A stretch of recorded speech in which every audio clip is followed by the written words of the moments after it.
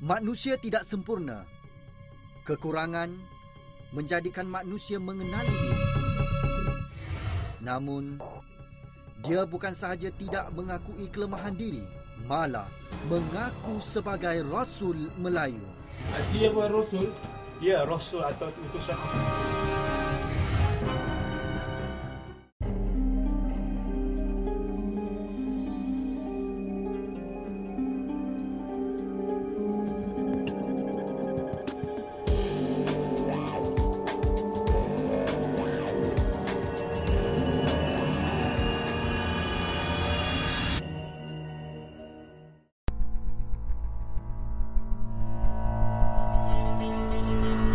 Manusia sebaik-baik ciptaan Allah di atas muka bumi ini. Akal dikurniakan untuk mentadbir segenap alam ini. Namun, akal fikiran yang begitu istimewa ini biasanya tidak digunakan sebaik-baiknya. Malahan, manusia lebih cenderung menggunakan emosi apabila menilai sesuatu perkara. Sebagaimana yang dimaklumi, Tuan Haji Kahar bin Ahmad ini adalah merupakan daripada orang kebanyakan yang berpendidikan yang rendah dan beliau tidak mempunyai latar belakang agama yang cukup kuat. Mengikut tafsiran sendiri, menyebabkan beliau berpendapat perlunya ada satu Rasul Melayu dan dia mengaku dia sebagai Rasul Melayu berdasarkan kepada ayat yang dia baca berkenaan.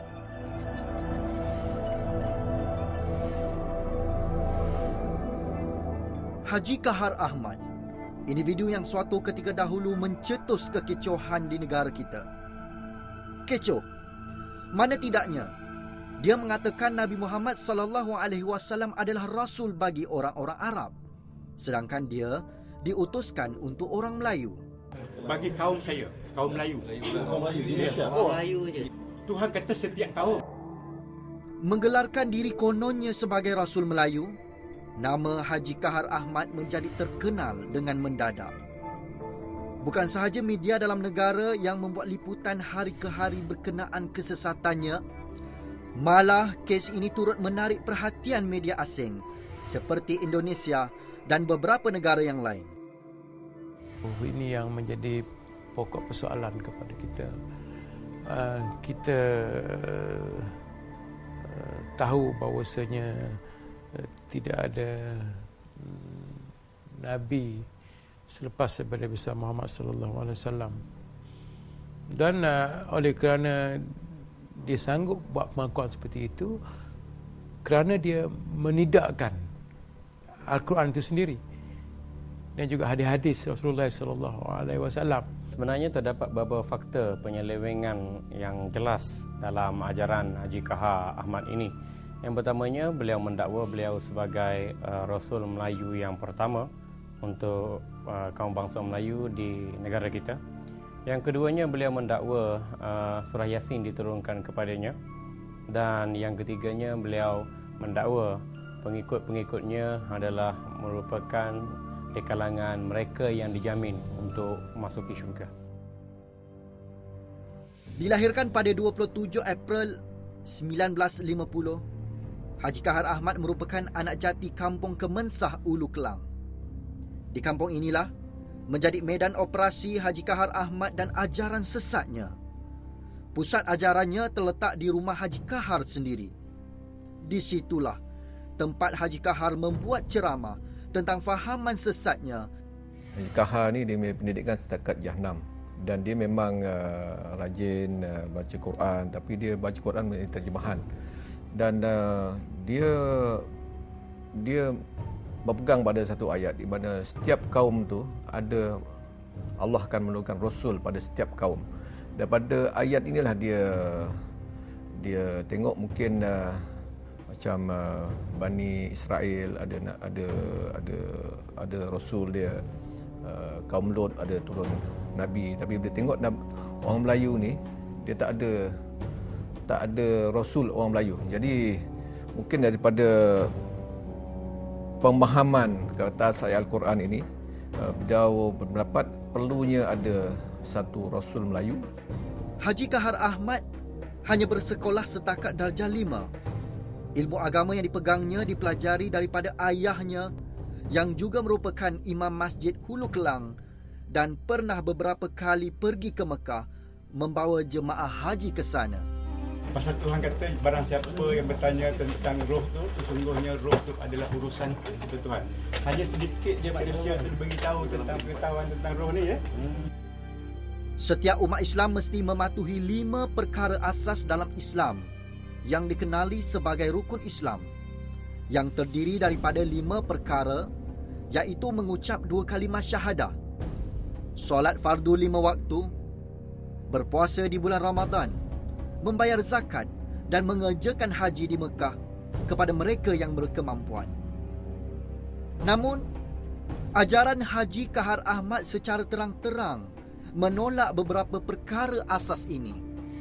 Terdapat beberapa alasan kalau kita kaji secara terperinci tentang munculnya pengikut-pengikut yang begitu fanatik ataupun taksub kepada sesuatu fahaman yang dibawa. Yang pertama sekali adalah kerana kejahilan dalam ilmu agama. Yang kedua adalah disebabkan kerana kepentingan tertentu. Maksudnya ialah bila seseorang itu mengikuti ajaran tokoh tertentu, dia akan dapat kedudukan, dia akan dapat imbuhan, dia akan dapat ganjaran. Itu yang mendorong seseorang itu fanatik. Dan yang ketiganya, mungkin seseorang itu diperlihatkan beberapa perkara-perkara yang ganjil kononnya dalam dapatan pemikiran mereka. Itu yang menyebabkan mereka begitu teruja untuk mengikuti sesuatu ajaran yang dibawa.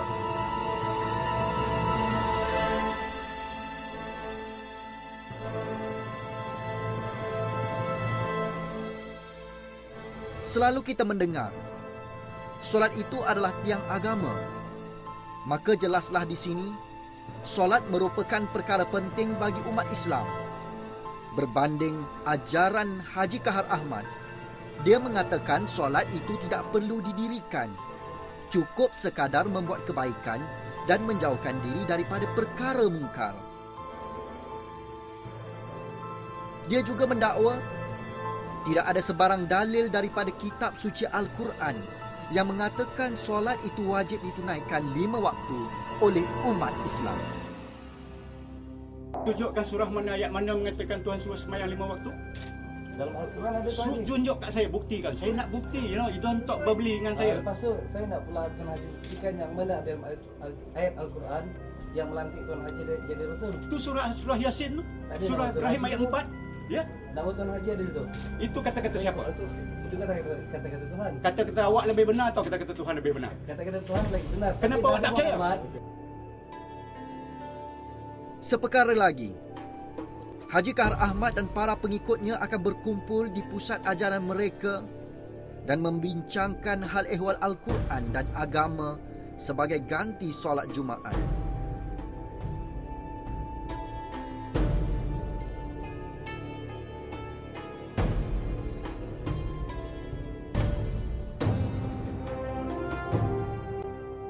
Bukan 1 atau 2 kesesatan yang dibawanya. Malah lebih daripada itu, dia mendakwa surah Yasin diturunkan kepadanya.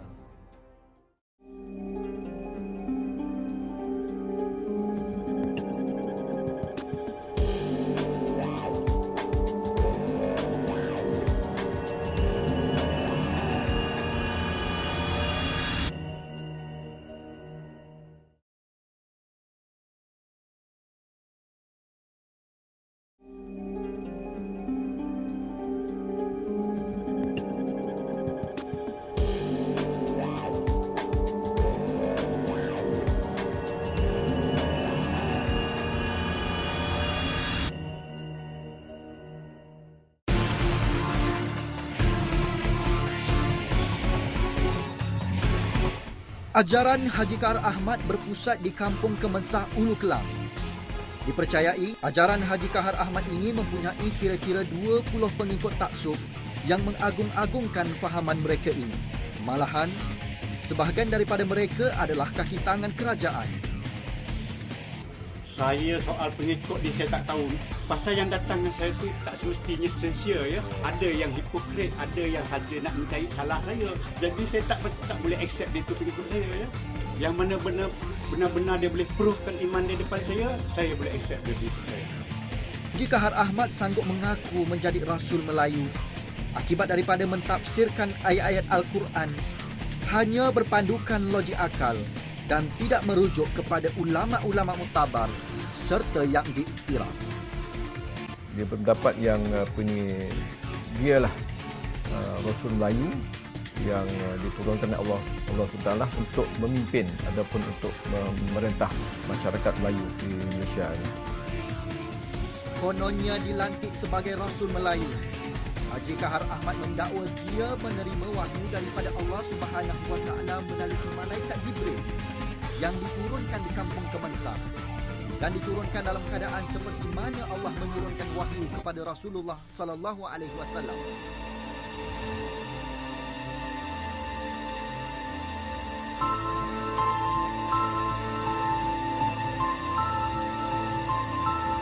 Tambah mengelirukan, dia juga mendakwa surah Yasin merupakan kitab suci yang diturunkan kepadanya, sekaligus menolak kitab Al-Quran yang selama ini menjadi rujukan umat Islam di dunia.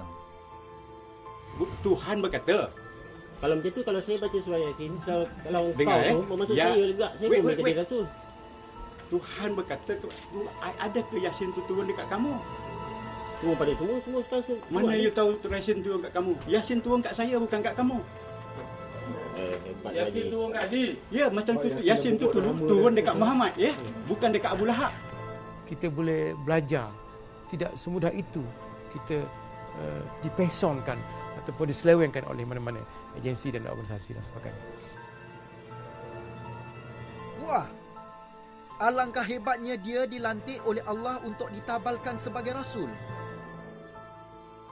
Mengikut fahamannya, Al-Quran yang sedia ada ini bukanlah Al-Quran yang sebenar dan hanya catatan sahaja.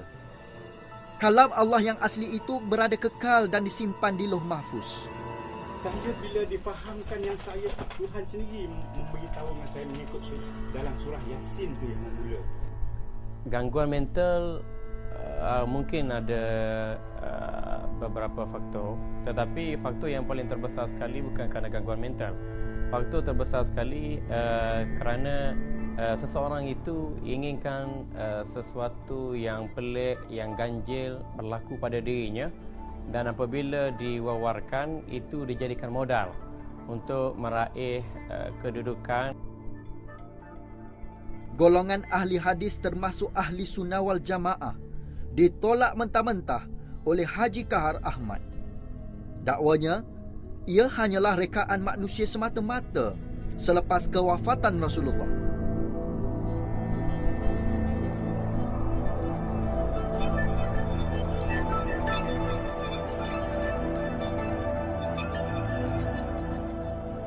Sedangkan Nabi Muhammad SAW telah bersabda sebelum kewafatan baginda, "Aku tinggalkan kepada kamu dua perkara. Kamu tidak akan sesat selamanya selagi kamu berpegang kepada kedua-duanya, iaitu kitabullah, iaitu Al-Quran, dan sunnah Rasulnya." Orang yang begini biasanya mereka sendiri telah sesat. Dan dia berpendapat mengikut pandangan logik akal semata-mata. Sepatutnya kita sebagai orang Islam kita kena pegang pada Al-Quran, hadis, nas dan ijma' ulama. Tapi Kahar ni dia memang dia baca Quran, dia terjemah ikut akal dia, dan kita sepatutnya kita sebagai manusia biasa, akal kita memang terhad dan tidak mampu untuk mengikutkan benda-benda yang gaib. Tetapi Haji Kahar ni dia cuba mentafsirkan benda-benda yang gaib ikut akal fikiran ni sendiri. Itu yang menjadikan dia sesat.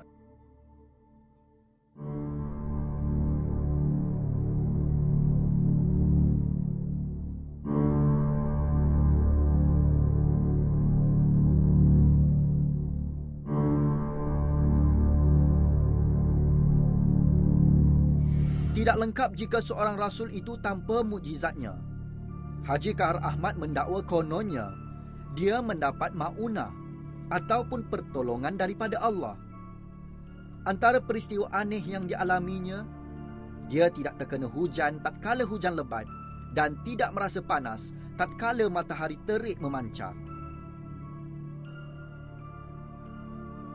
Jadi mukjizat Tuan Haji untuk kebenaran lah. Bila saya beritahu kebenaran tu, bila you faham, you nampak, you sini saksikan kebenaran tu, masa tu you hidup je hati you Tanpa kehendak dan kuasa Tuhan tak keluar matahari Jadi gelap, tak ada siang Begitu juga Rasul ni dia boleh mengeluarkan kaum dia daripada kegelapan kekafiran kepada cahaya keimanan Biasanya kalau yang menghadapi masalah mental, mendakwa diri itu wali, nabi dan mempunyai keistimewaan tertentu, nescaya permasalahan mental itu tidak boleh dijadikan alasan yang cukup kuat untuk dia mendakwa dengan sesuatu ajarannya. Kerana masyarakat boleh ketahui secara spontan permasalahan mental itu tidak dapat diterima secara logik pada masyarakat. Nah, jadi memang kalau kita baca doktrin dia punya risalah-risalah dakwah yang disebarkan pada merata tempat, memang kita pun agak keliru. Memang dia punya tak boleh terima langsung apa yang cuba disebarkan. Memang terang-terang menyalahi daripada akidah Islam yang sebenarnya.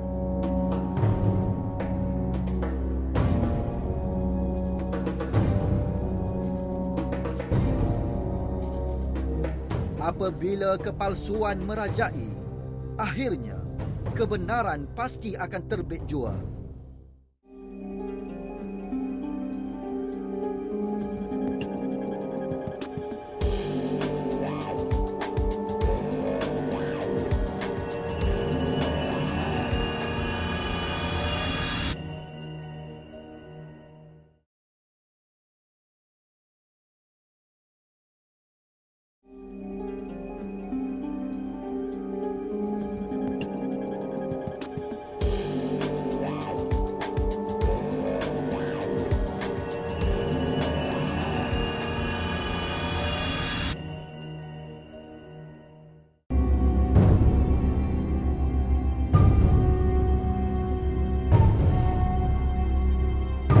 Pihak berkuasa agama sentiasa memandang serius dan membuat pemantauan ke atas ajaran Haji Kahar Ahmad ini.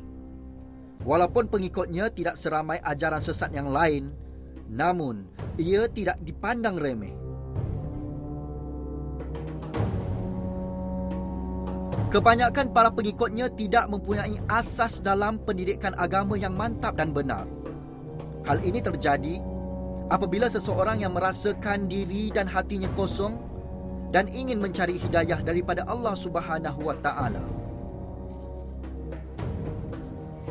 Dan kita di JAIS sebenarnya kita telah membuat beberapa pertemuan, perbincangan untuk menjelaskan tentang kesilapan, kecelaruan yang ajaran yang cuba dikembangkan Haji Kahar ni, tetapi beliau tetap berkeras dan dia memang terang-terang mengajak dia punya pengikutnya untuk tidak mengikuti peraturan yang ditetapkan oleh JAIS. Apabila seseorang itu telah menyempurnakan rukun Islam, solat, puasa, zakat, haji dan sebagainya, dan terlibat dalam dakwaan menjadi rasul, menjadi nabi ini, maka secara otomatik amal ibadatnya itu gugur, hancur. Sebab disebutkan dalam Al-Quran, habita a'maluhum fid dunya wal akhirah. Amal ibadatnya itu semuanya gugur, hancur, berkecai, dan di akhirat dia disediakan siksaan azab yang sengsara. Setelah meneliti dan mempertimbangkan sewajarnya, Majlis Fatwa Kebangsaan telah mengeluarkan fatwa bahawa ajaran Haji Kahar Ahmad ini sebagai ajaran sesat pada 28 Mac 2001.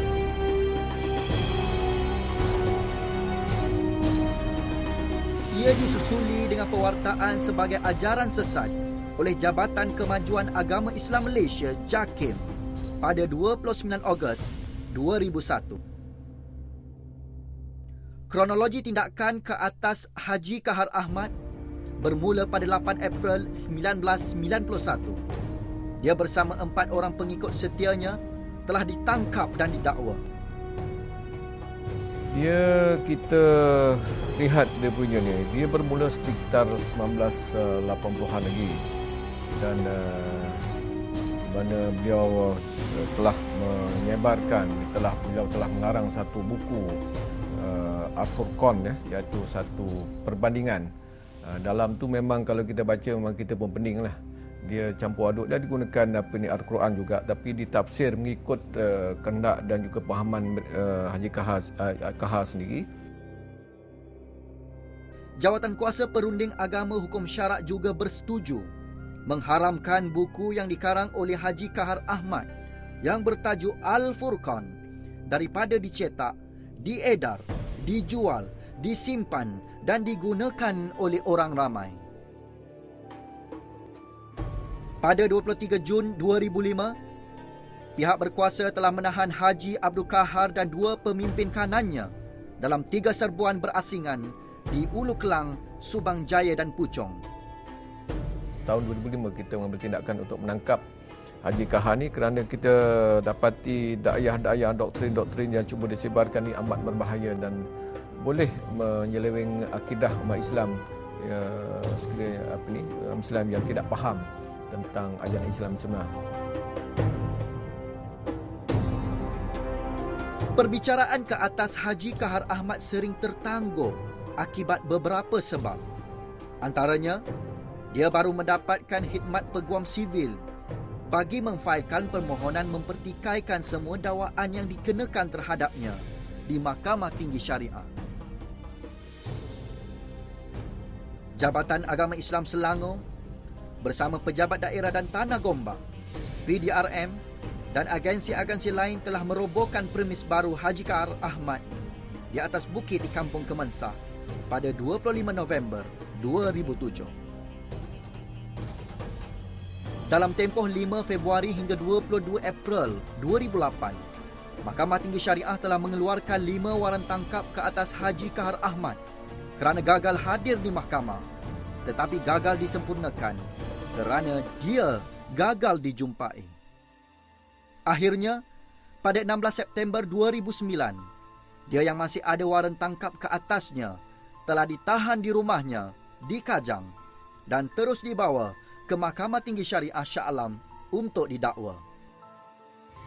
Dalam soal-soal fahaman pemikiran amalan ini, kita perlu merujuk kepada para alim ulama yang ada dalam masyarakat kita seperti saya bersamaha Datuk-Datuk Mufti, ahli-ahli jawatan kuasa fatwa dan apa-apa saja tokoh yang jelas dengan keilmuan, pemikiran yang benar dan sikap mereka. Haji Kahar Ahmad kini sedang menjalani hukuman penjara 10 tahun di penjara Kajang setimpal dengan kesalahan yang dilakukannya. Akhirnya, kisah Rasul Melayu yang kononnya istimewa itu berakhir di sebalik tirai besi juga akibat daripada kesesatan yang dibawa olehnya.